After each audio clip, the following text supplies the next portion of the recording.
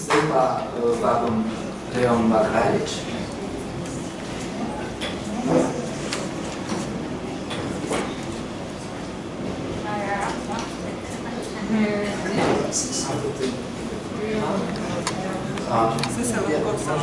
Se lahko samo funkcionira.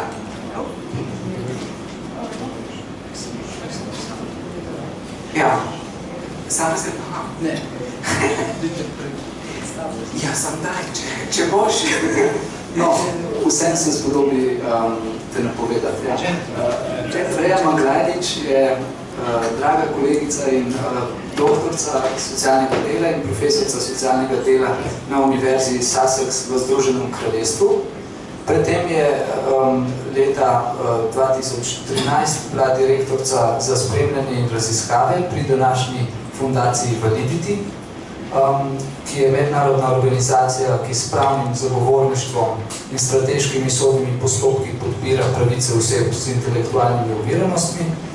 Njene izkušnje pa temeljijo predvsem na delu v Bosni in Hercegovini, kjer je pomagala razvijati pobude na področju duševnega zdravja, ki jih vodijo preživeli in sodelovala pri podpiranju razvoja skupnostnih služb za duševno zdravje, zlasti med letom 1999 in 2007.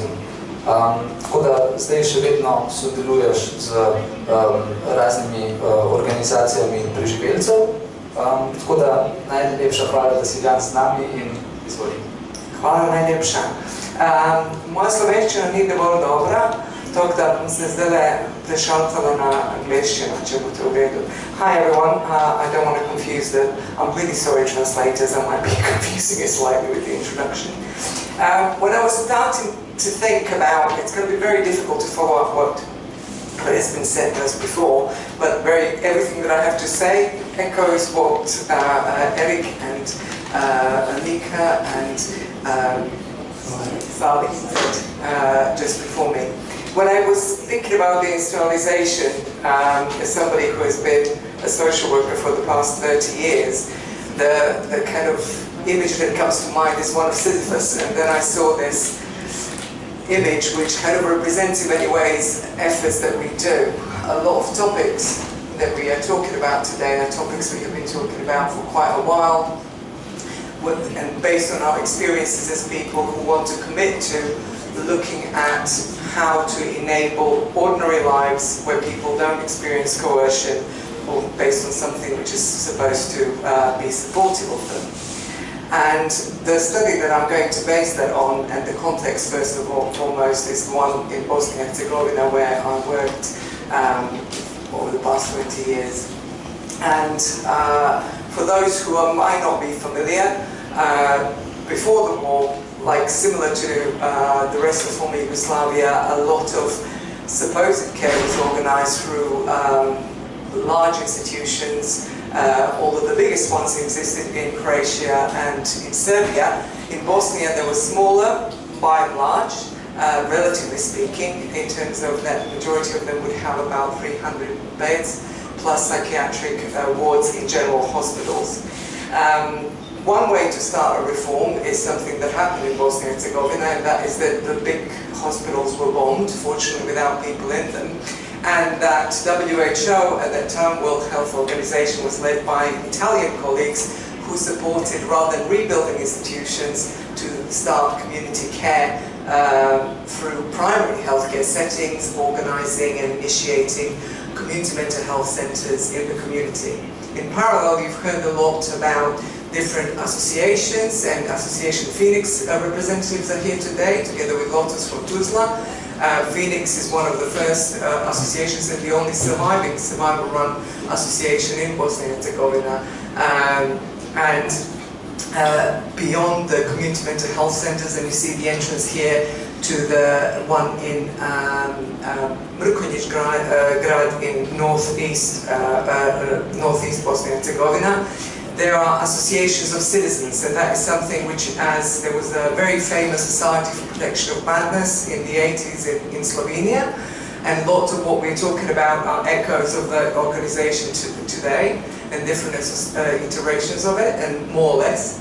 But those associations then provide a valuable administrative platform for different types of peer support where and when it does exist, with and without support of professionals within them. Now, I got engaged in these processes to kind of support professionals and support development of community-based services, and I was involved in some of the assessments of community mental health centers in Bosnia and Herzegovina. But most that I would ask people is, how is this service treating you? Is this, do you like community mental health centers? Do they do well? What they can do better? What would need to stay the same? But it assumes that professionals and what we offer is central somehow to the recovery and to the well-being of people who come across them, whether coercively or not.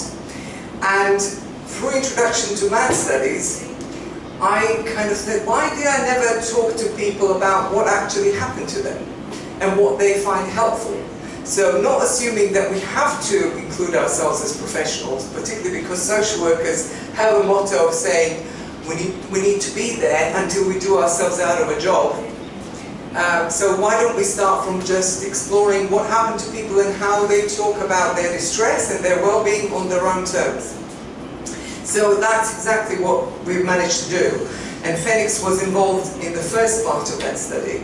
And it really has to do with a kind of strange interplay of culture, coercion, and power in relation to different professional groups, because social workers are usually kind of somewhere low in the pecking order of professional power and decision making, because particularly mental distress is still very firmly held, as Nika mentioned earlier, within the medical model as opposed to the social model of distress.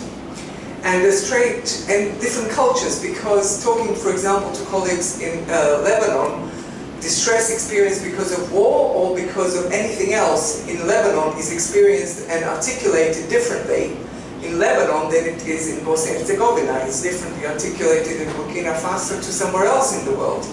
But nonetheless, the concepts, the medical concepts, Western medical concepts, and particularly diagnosis of PTSD, seems to travel worldwide and seems to really have a hold, as well as some of the medical companies and the tablets which Eric was talking about.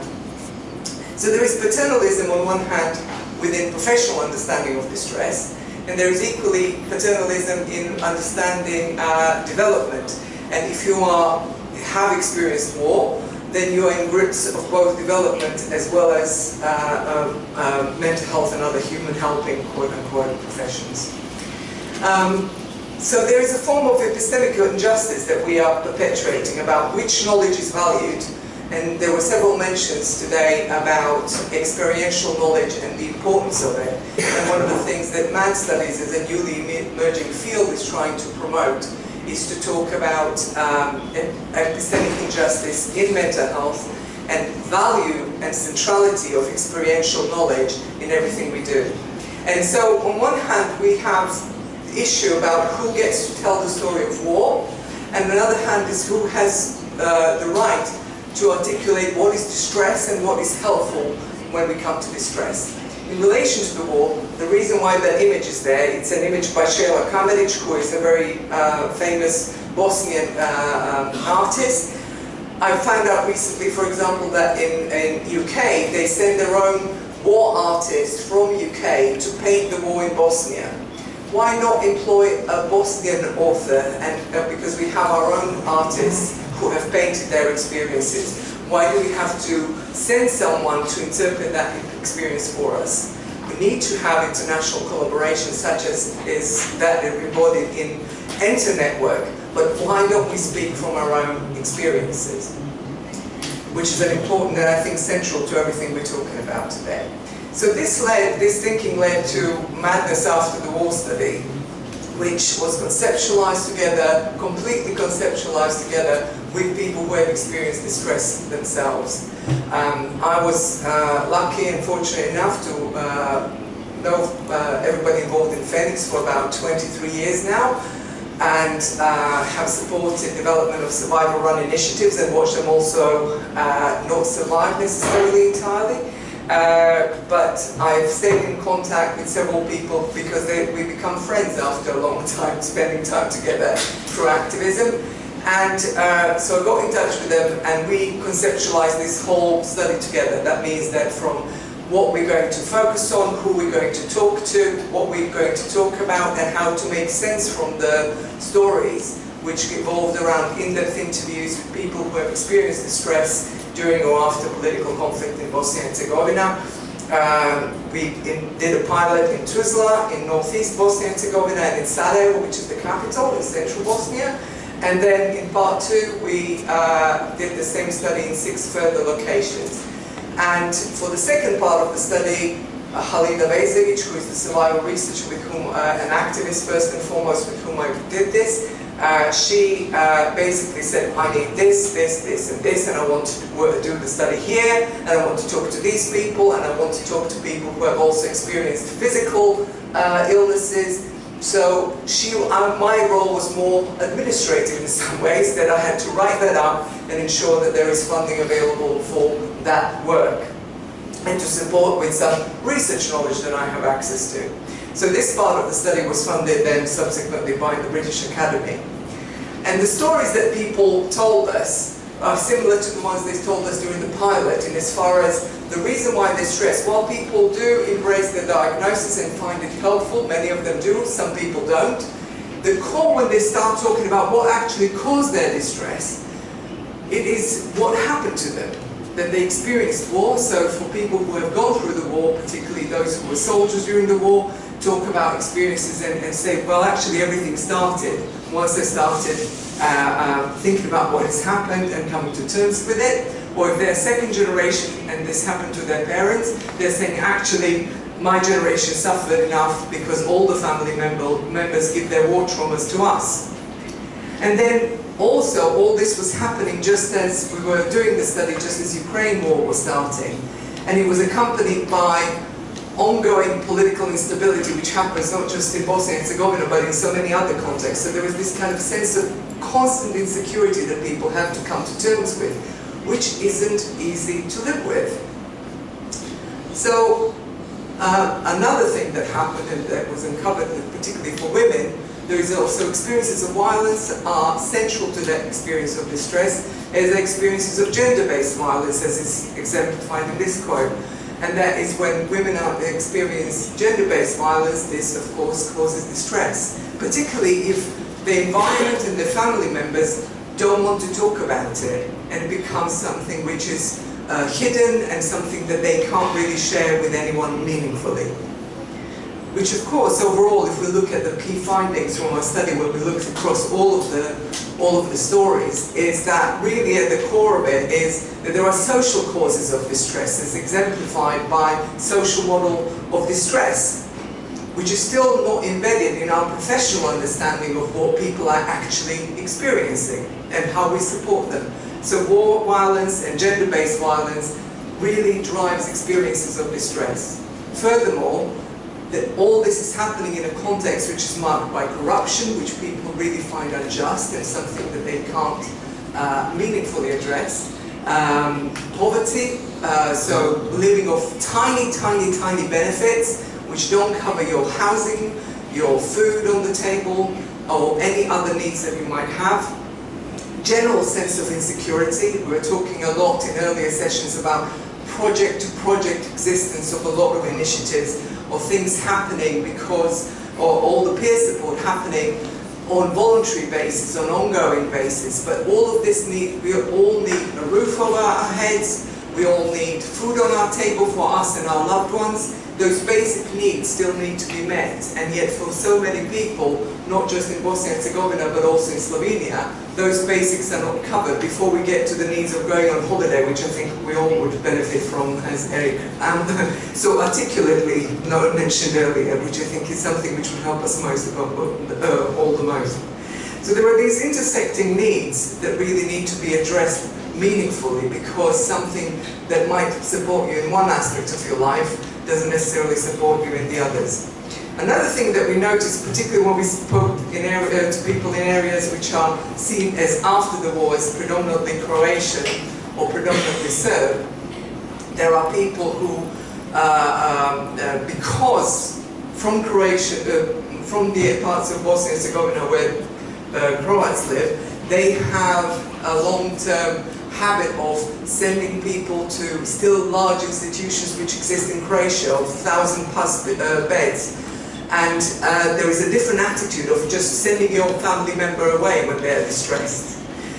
So the family members there weren't as supportive as we found in other parts of the country where there isn't a tradition of this kind of approach to understanding distress. The person immediately, as they become distressed, need to be sent away and locked up and for the key to be thrown out, unfortunately.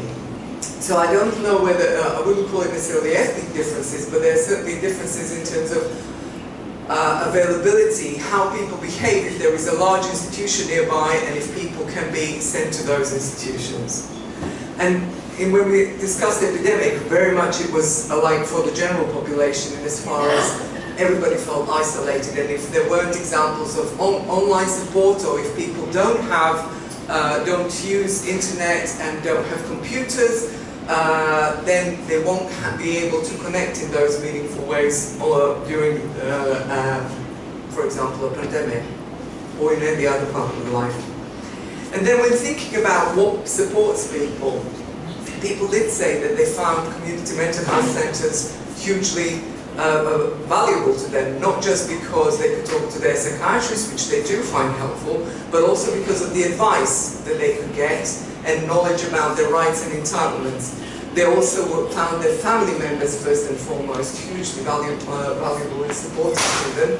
And also, crucially, as we've been heard throughout the morning and probably will for the rest of the day, peer support is crucial for people to feel supported and to learn more about how to understand their distress and what they find helpful in order to cope when they are not, when anything makes them angry, annoyed, or anything else, all the experiences that we have go through in our life.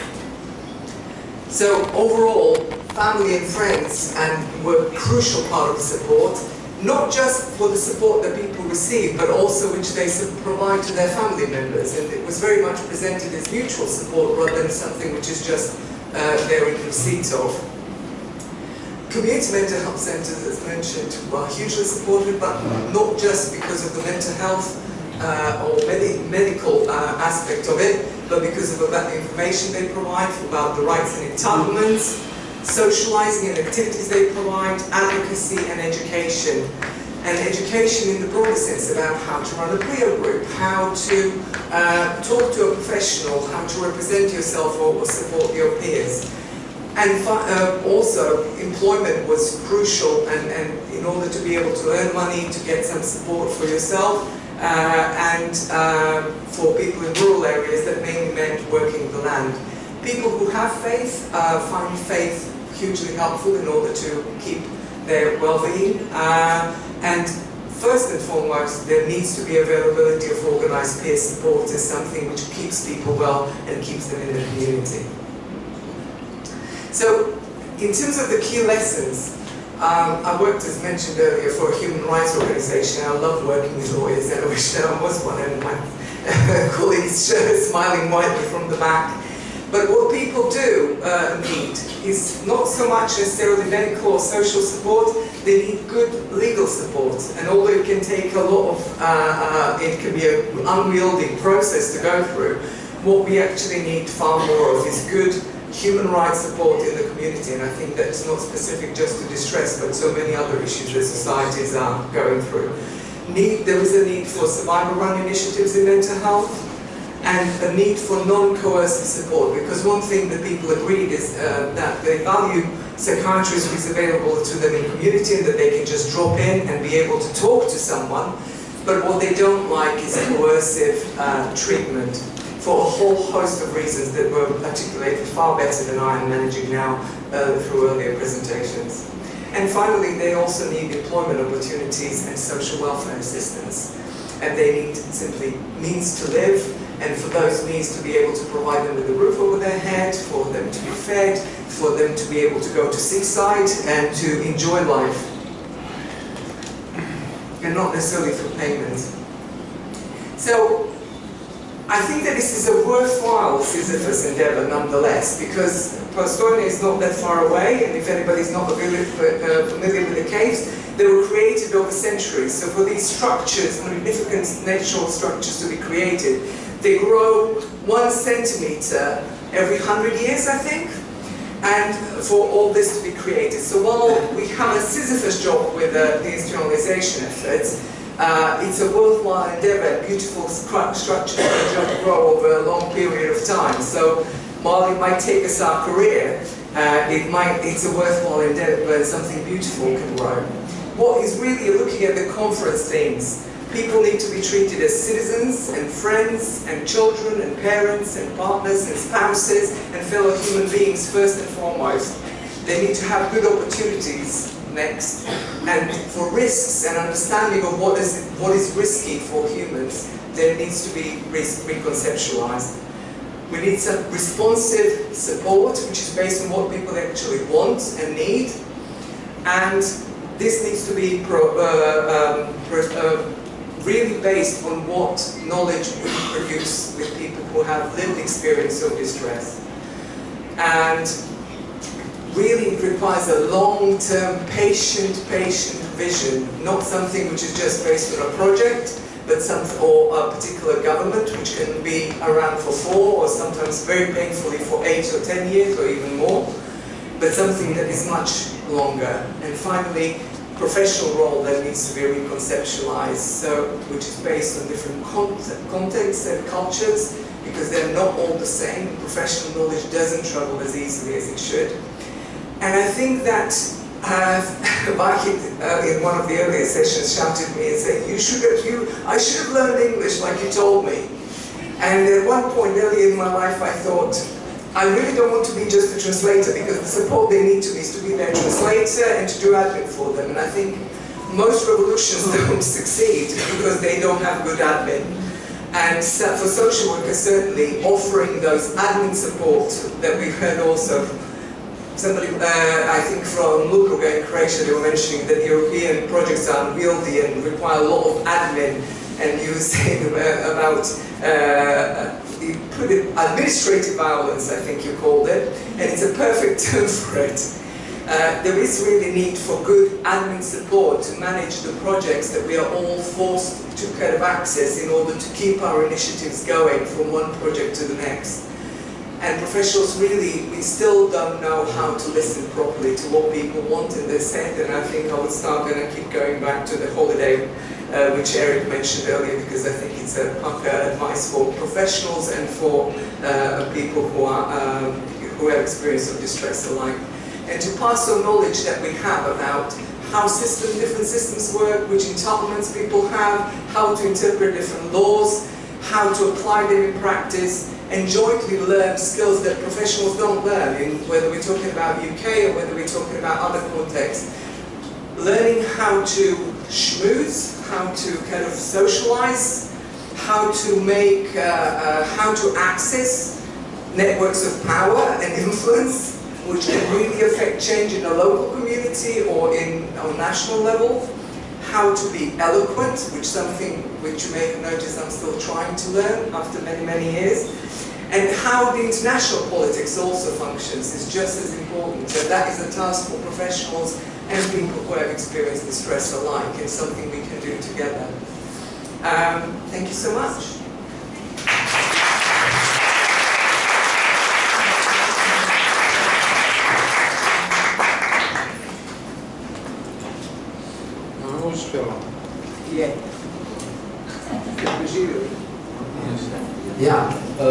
Before we start parallel sessions, we still have some time to quick questions, comments, and so on. So I wonder if somebody has any questions, comments, and so on.